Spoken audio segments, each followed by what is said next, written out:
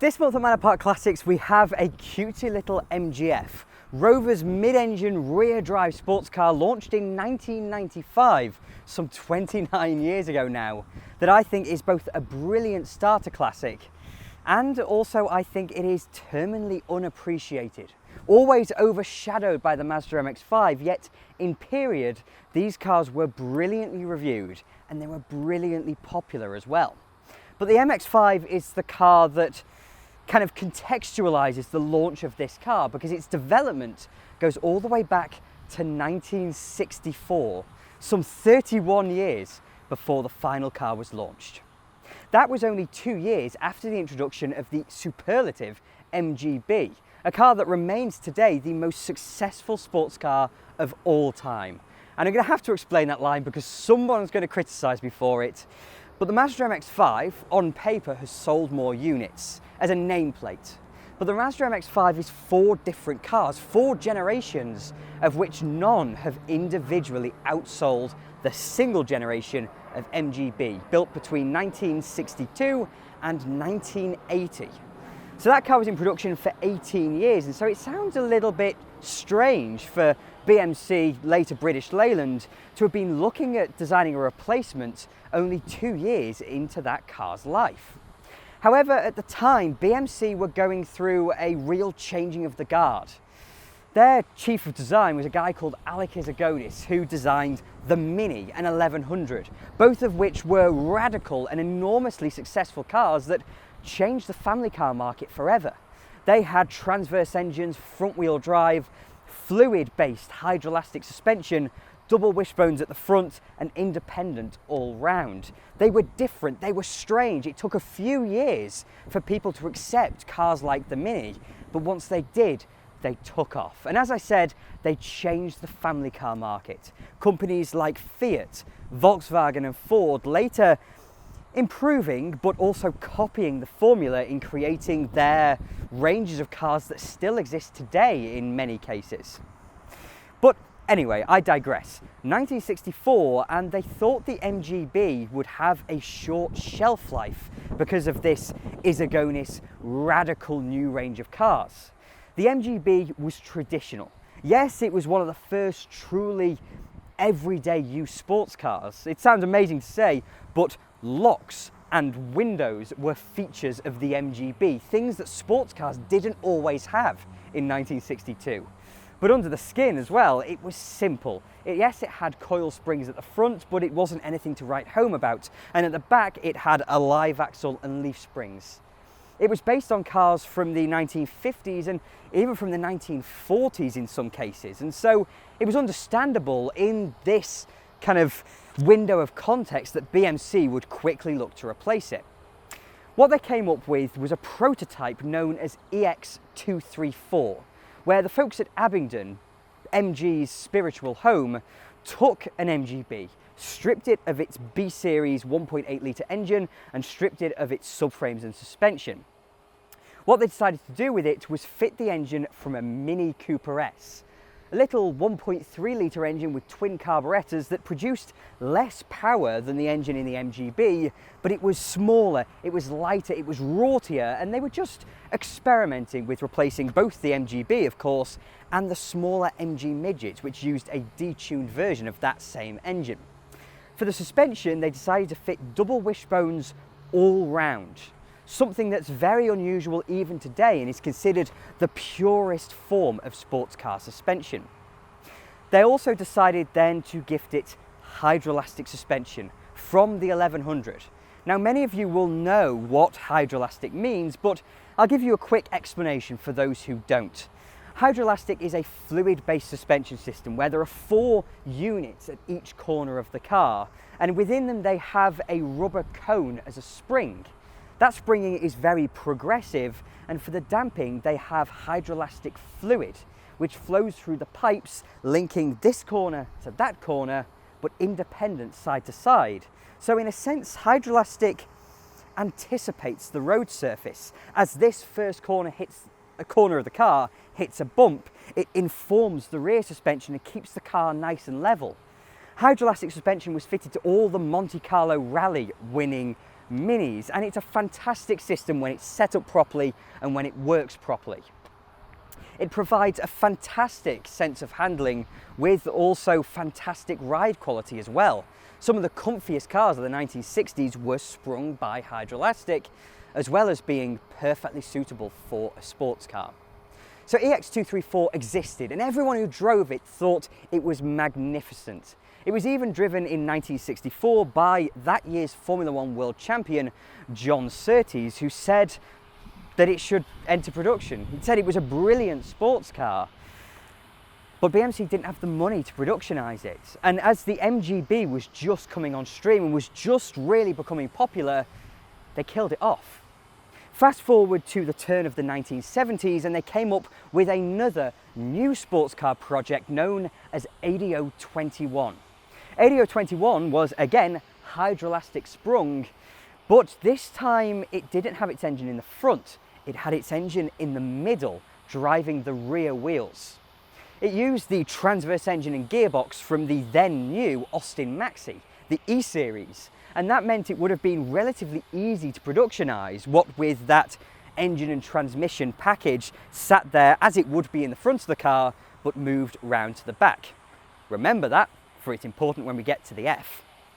That car would have been known, had it been launched, as the MGD, and it was clothed in this very radical wedge-shaped style. Think Lotus Esprit or Ferrari 308, but 5 years earlier. Had it been launched, that would have been the world's first truly affordable mid-engine sports car, beating possibly even the Fiat X19 to market. But again, the MGB was enormously popular. They didn't really have the money, and also BMC, now British Leyland, had a monopoly on the sports car market all over the world. The United States was their biggest market for sports cars, and they were afraid that the American market wouldn't like the hydroelastic suspension and the difficult servicing. Therefore, yet again, they canned it. The MGB soldiered on, but it was replaced eventually in 1975 by the very conventional Triumph TR7. That car was also wedge-shaped, but it was front-engined and it had a live axle at the rear. The TR7 was designed expressly for the American market. It was big and it was comfortable, and though it got very good reviews, it wasn't all that sporting. And with its very poor reputation for quality and reliability, as well as the divisive styling, it was never a success. The TR7 and MGB were built side by side for 5 years, during which the older MGB always outsold its younger counterparts.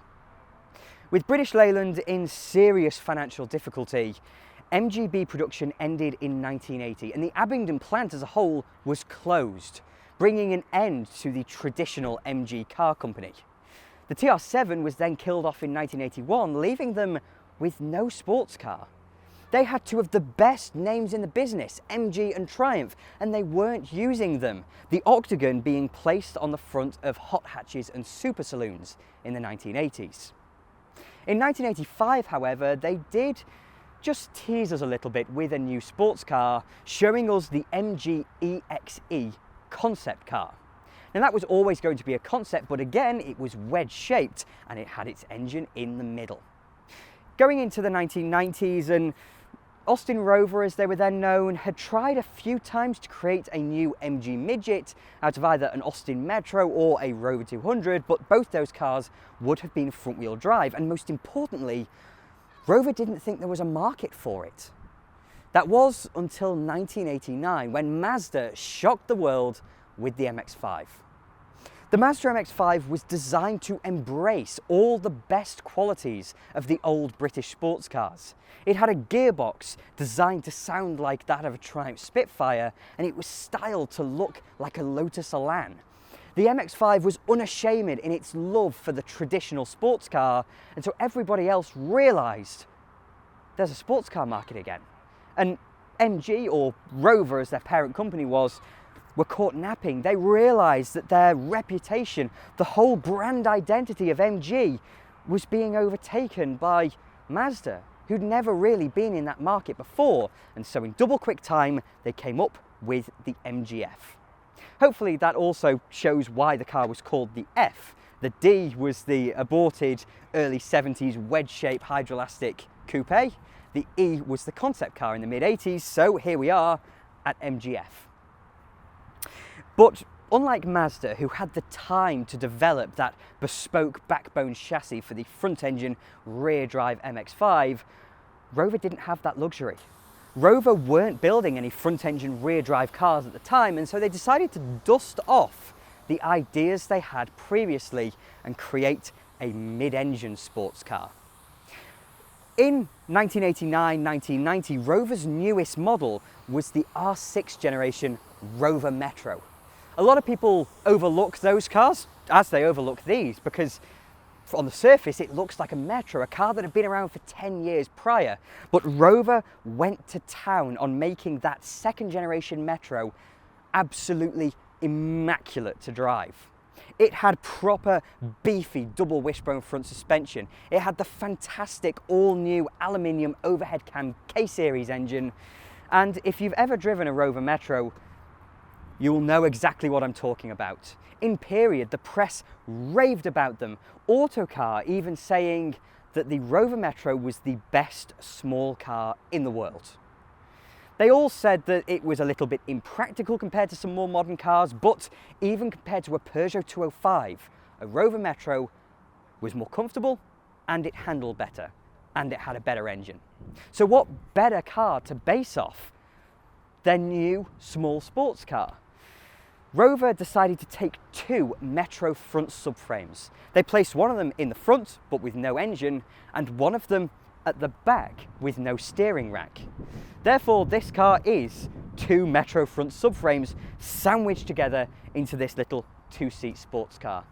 But unlike the Metro with its 1100 and 1400cc K-Series engines, this has a larger 1.8 variable valve timing K-Series. So, without further ado, and after all that yabbering on about history, let's go for a drive.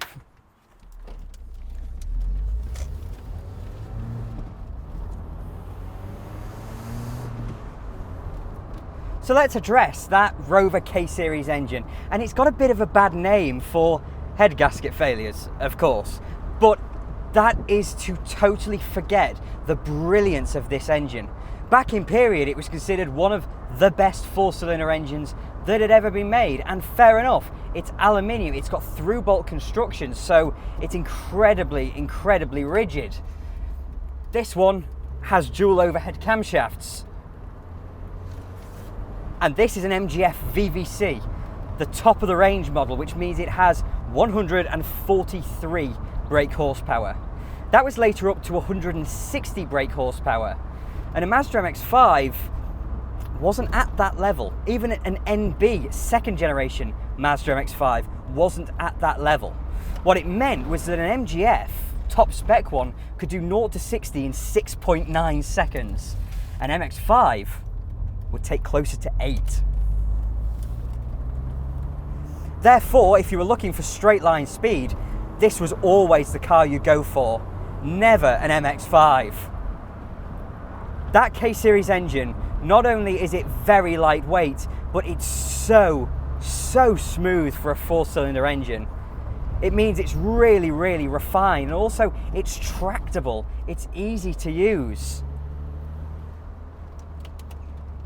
And it adores revs. It just loves to rev.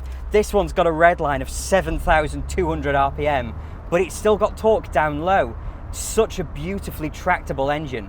There's a very good reason it was chosen consistently as the sports car engine of choice by smaller sports car manufacturers like Lotus and Caterham. The original Lotus Elise and many Caterham 7s all used K-Series engines as their power plants.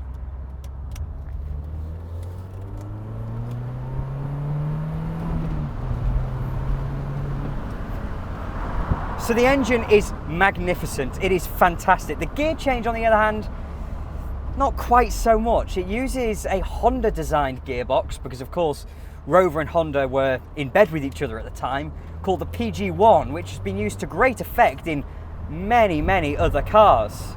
This isn't the same gearbox that was used in the K-Series Metro, because it couldn't deal with the extra power, couldn't deal with the 143 horsepower, the Metro's gearbox. But that's not to say it's awful. It's not the best change in the world. It's not snickety at all. It's quite long throw. It's a little bit more wand-like than the superb gear change you get in an MX-5. So that is somewhere the MX-5 scores. But it's still very direct, and it's a pleasure to shift to road through the gears. So to the platform, and I mentioned before that the K-Series Metro had double wishbones at the front. This being 2 Metro subframes means it has double wishbones all round. So that means it's on a plane with the old EX234. There's a reason I went so deep on the history.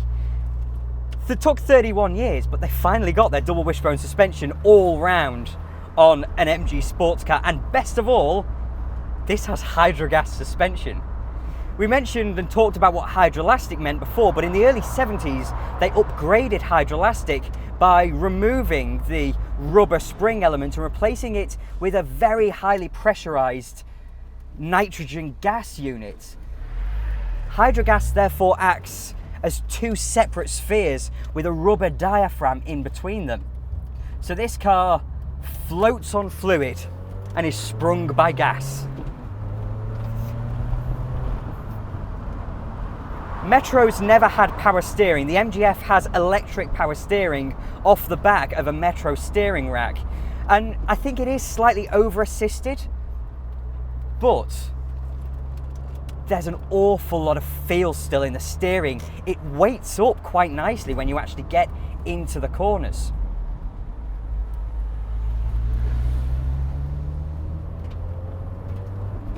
It's enormously impressing me how much response I'm actually getting through this very small 3-spoke steering wheel, in spite of, you know, when you're just driving on the road ahead, it feels very light, and when you're parking, it's exceptionally light. But it feels as though it clicks off the electric assistance when you actually get into a corner, and it gives you the feedback from the cambers of the road. I'm so impressed by it. Again, the platform, double wishbones, enough said. Hydrogas gives brilliant ride quality with surprisingly good handling as well. It might not be quite as on edge as a Mazda MX-5, but this is certainly a more comfortable choice than an MX-5. It's also very, very easy to rev match, which I'm enjoying a lot. And that noise is all coming from behind me. It's just, there's so much right about this, inherently right about this car. The layout, the suspension setup, the steering, it's all just there. I think I could live without power steering on this car, actually. I think it would make it worse at parking speeds, but it would improve it in terms of driving feel. But I'm afraid there is one thing that I feel really lets this car down, and that's the driving position. Yes, this car is based off a, it's based off a Metro, a normal little super mini, and so it can't be expected for you to be very low slung in it. But if I straighten my back, I'm only 5'9" and I'm virtually on the top of the windscreen, and there's no adjustment in the seat or in the steering wheel, which is way too low. It's a strange driving position for a sports car that feels very unsports car-like in the worst way. So it seems to me that with those 30 years worth of waiting, BMC, British Leyland, Rover did eventually get what they wanted. They got this really brilliant sports car, but it was always overshadowed by the purity of a Mazda MX-5, in spite of the fact that this was fundamentally brilliant as well. I can't imagine many people got into one of these at a dealership, then got into an MX-5, obviously hadn't test drove either, but just decided on the MX-5 based purely on the driving position, which I think is a bit of a shame, but it's understandable. However, though the MX-5 is more fondly remembered, these are still everywhere in the UK. You still see these knocking about. You still see them on street corners 20 years after mainstream production ended. They did continue for a few more years in very low numbers. But these are old cars now, and yet they're still everywhere, in spite of that K-Series reputation, in spite of the often not supremely brilliant MG Rover build quality. And in fact, across the 10 years that this basic car was on sale, first as the MGF, later as the MGTF, it outsold the Mazda MX-5. I know that's amazing to hear, but the MGF in the UK, caveat, sold in greater numbers. I think this is a lovely little thing and the perfect starter classic, especially for a day like today. So if you'd like to come and take a look, then head over to our website. I hope you're as smitten as I am.